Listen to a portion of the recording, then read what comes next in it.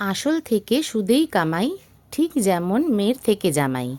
কাছেই আছে জামাই ষষ্ঠী, কি করে করি তারে তুষ্টি। কথায় আছে মনের কপাট পেটে খোলে, তাই রাখছি জামাই ষষ্ঠী আসছে বলে। আজ আমি জামাই ষষ্ঠীর জন্য একটা স্পেশাল রান্না বানাচ্ছি। তাহলে বলাই যাক যে এই রান্নাটা কি।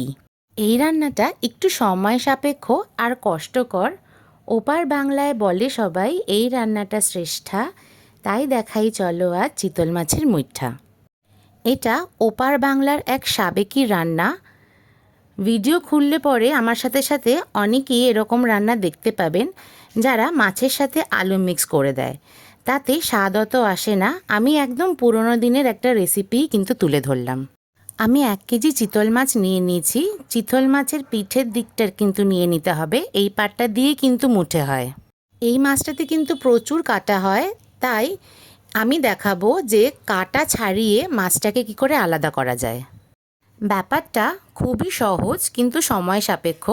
এত ভালো জিনিস খেতে গেলে কিন্তু একটু কষ্ট করাই যায়। একটা এরকম ধরনের ধারালো স্পুন নিয়ে নেবেন। আগেই দেখে নেবেন মাছের কাঁটাগুলো যেদিকে শোয়ানো আছে সেদিকেই কিন্তু স্পুনটা হালকা হাতে চালাতে হবে, তাহলেই কাঁটা বাদে মাছ কিন্তু আলাদা হয়ে যাবে।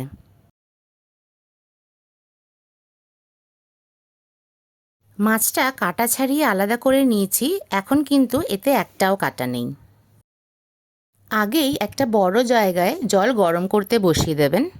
জল গরম হওয়া পর্যন্ত আমরা মাছে কিছু মশলা দেব। লঙ্কা বাটা 1 টিস্পুন, আদা বাটা 1 টিস্পুন, হলুদ হলুদ আমি প্রায় 1/2 টিস্পুন মতন দিলাম, কাশ্মীরি লঙ্কার গুঁড়ো এটা অপশনাল, জিরের গুঁড়ো না দিয়ে আপনার জিরে বাটাও দিতে পারেন, খুব সামান্য ধনের গুঁড়ো দেবেন, আন্দাজ অনুযায়ী নুন দেবেন।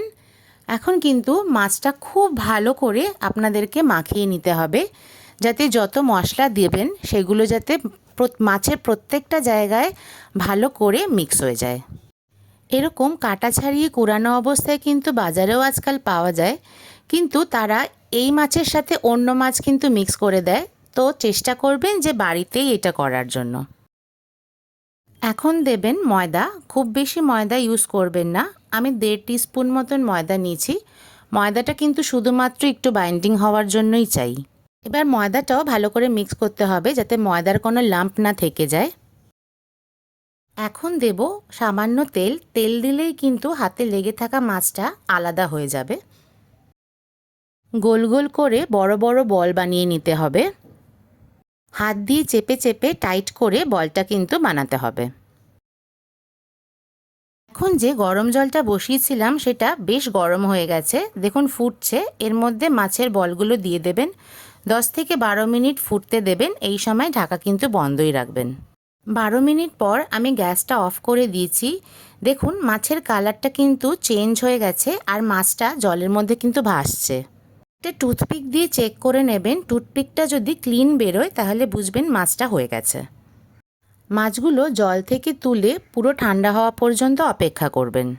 মাছ আমার ঠান্ডা হয়ে গেছে। এখন আপনারা আপনাদের পছন্দ অনুযায়ী শেপে কেটে নেবেন। মাছটা কিন্তু যখন গরম থাকবে তখন কাটবেন না, তাহলে ভেঙে যেতে পারে। মাছের পিসগুলো কিন্তু খুব বড় রাখবেন না, কারণ ভাজার পরে আর ঝোলে দেওয়ার পরে এটা প্রায় ডাবল সাইজ হয়ে যায়। যারা আমার চ্যানেলটা দেখেন তারা জানেন যে এটা আমার প্রিয় কড়াই, এতে তেল অনেক কম লাগে। মাছগুলো এখন একে একে ভেজে নেব। গ্যাসের ফ্লেমটা কিন্তু এই অবস্থায় একদম মিডিয়াম থাকবে আর সামান্য গোল্ডেন ব্রাউন হওয়া পর্যন্ত ভাজবো। দেখুন মুঠের মাছটা ভাজার পরে কিন্তু প্রায় ডাবল সাইজের হয়ে গেছে। এখনও অবধি আমি মাছটা যেরকমভাবে বানালাম, এখন কিন্তু মাছটা ভীষণ সফট আর স্পঞ্জি। অনেকেই এই মাছে আলু দিয়ে এটা মাখে বা ভাজে, তখন কিন্তু এত সফট আর স্পঞ্জি হয় না, একটু স্টিফ হয়ে যায়। এই মাছটা ভাজা অবস্থায় খেতেও কিন্তু খুব ভালো লাগে ডালের সাথে বা শুধু মুখে। অনেকে আপনারা ঝোল যদি না চান তাহলে কিন্তু এই অবস্থাতেই আপনারা খেতে পারেন। মুইঠার ঝোলের জন্য প্রথমেই নুন আর হলুদ লাগিয়ে রাখা কিছু আলু ভেজে নেব। কড়াইতে সাদা তেল দিয়ে সামান্য জিরে ফোড়ন দেব আদা বাটা,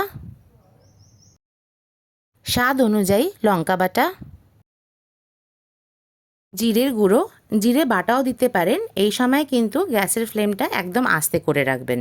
হলুদ দিয়ে দিলাম, একটু নেড়ে চেড়েই কিন্তু আমি একটা মিডিয়াম সাইজের টমেটো দিয়ে দিয়েছি। স্বাদ অনুযায়ী নুন দেবেন। আমি সামান্য একটু জল দিলাম, কারণ যেহেতু গুঁড়ো মশলা ইউজ করেছি সেগুলো কিন্তু পুড়ে যেতে পারতো। এখন ঢাকা দিয়ে তেল বার হওয়া পর্যন্ত কিন্তু ভাজতে হবে। মশলা আমার ভাজা হয়ে গেছে, এখন ভেজে রাখা আলুগুলো দিয়ে একটু সামান্য আমি সাঁতলে নেব। মশলা আর আলু কিন্তু আমার প্রায় ভাজা হয়ে গেছে। আমি মাঝে ঢাকা খুলে একটু গরম মশলা দিয়েছিলাম। এখন দিয়ে দেবেন জল। জলের পরিমাণটা কিন্তু একটু বাড়িয়েই রাখবেন, কারণ মাছটা কিন্তু অনেক জল টেনে অনেকটা ফ্লাপি হয়ে যায়। এখন দেবেন ঘি। আমি একটা লঙ্কা চিড়ে দিলাম, এটা কিন্তু অপশনাল। এখন দিয়ে দেবেন ভেজে রাখা মাছগুলো। 10 মিনিট মতন কিন্তু ভালো করে ফোটাতে হবে, তারপরেই সার্ভ করব।